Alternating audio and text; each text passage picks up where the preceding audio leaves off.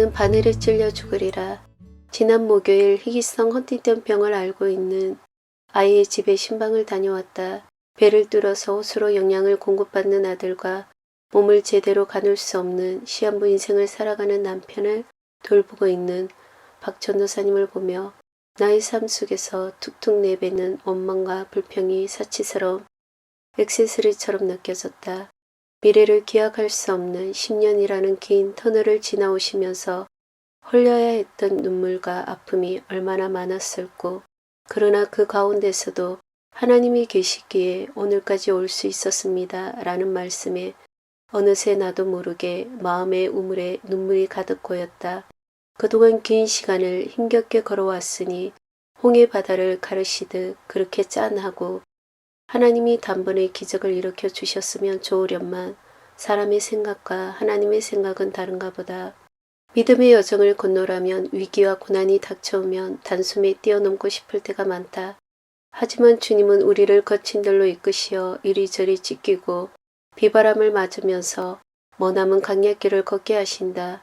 기적을 베푸시어 단숨에 홍해바다에서 요단강으로 건너뛰면 좋으련만 보찜지고 한 걸음 한 걸음 약속의 땅에 닿게 하신다. 저 높은 곳을 향하여 날마다 나아갑니다.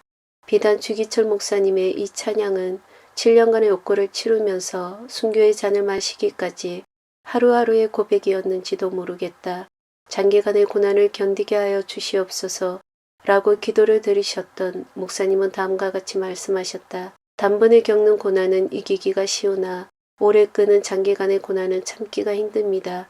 칼로 베고 불로 지지는 고문이라도 한두 번에 죽어진다면 그래도 이길 수가 있으나 한 달, 두 달, 1년, 10년 계속되는 고난은 견디기가 어렵습니다. 그것도 반드시 겪어야 할 고난이라면 겪게 되겠지만 옆에서 한 걸음만 양보하면 이 무서운 고통을 면하게 해주고 상을 베풀이라 하는 대목에서 많은 사람들이 절개를 꺾습니다. 말 한마디면 타협하면 살려준다는데 그때까지 용기를 잃지 않고 견디던 믿음의 용사도 넘어지게 마련입니다. 하물며 저처럼 연약한 약졸이 어떻게 장기간의 고난을 견디어 배기겠습니까? 다만 주님께 의지할 뿐입니다. 처음에는 우리가 십자가를 지지만 나중에는 주님의 십자가가 우리를 져줍니다. 그러므로 내 주의 십자가만 바라보고 나아가렵니다. 그러나 마귀는 우리가 새롭게 결단하며 절개의 닻을 올리면 여지없이 꺾어버리기 위해 수많은 폭풍을 일으킨다. 그것도 단숨에 끝나는 것이 아니라 숨이 탁탁 막혀올 정도까지 몰아붙인다. 이는 목사님에게도 예외는 아니었다. 매질, 전기고문, 고춧가루 주전자, 손톱 발톱을 데코쟁이로 쑤시는 고문 등 그 어느 것 한 가지도 낯설지 않은 고문이었지만 그것들은 언제나 처음 시작되는 고통이었다. 목사님에게 주어진 하루하루는 인내의 도가니였다.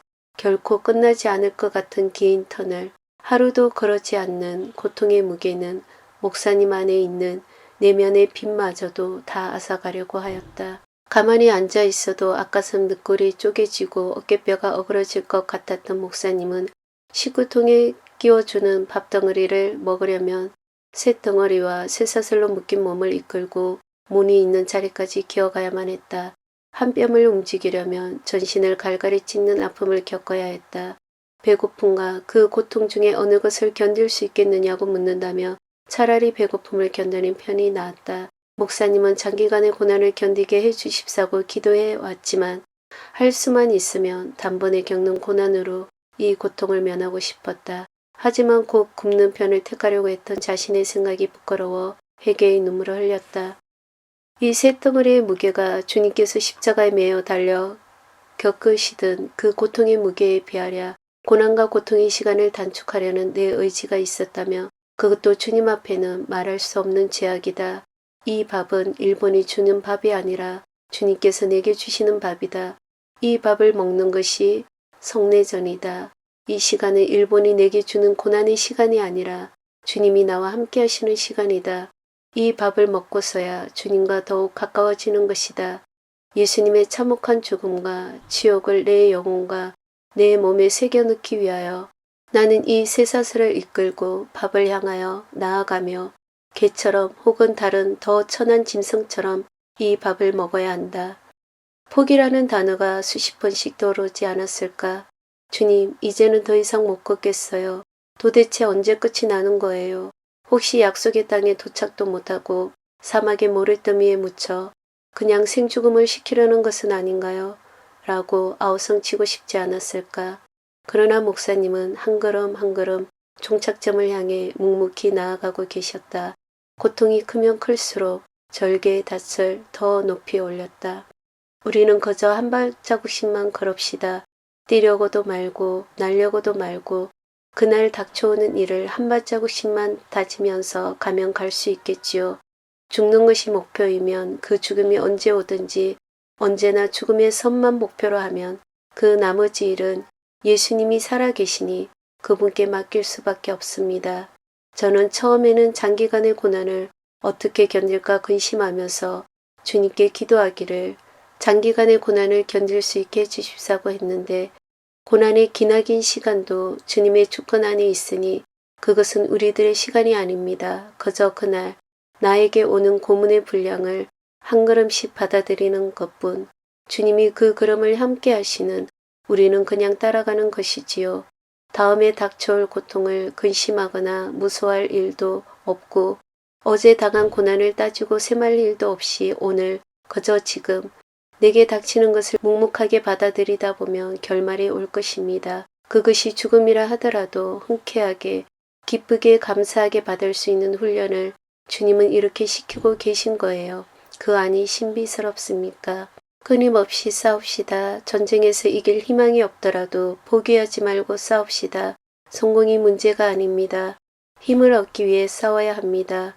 나의 형제들보다 높은 사람이 되기 위해서가 아니라 가장 무서운 적인 나 자신을 이기기 위해 싸워야 합니다.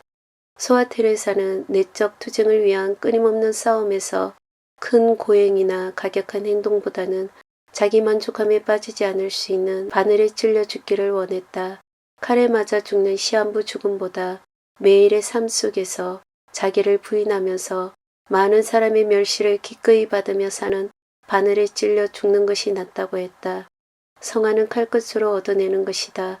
큰 능력으로 건사하게 이루는 것이 아닌 날마다의 작고 작은 모래알 같은 일, 바늘에 찔려 죽는 것과 같은 순교적 삶이 성화의 길이다. 사도 바울의 고백처럼 날마다 매일매일 죽는 신앙은 휴거 성도를 만들어내고 단번에 죽는 신앙은 순교 성도를 만든다면 바늘에 찔려 죽는 삶이 더 귀하다. 너희 인내로 구원을 이루라. 우리들의 인내의 목표와 종점은 주님이시다.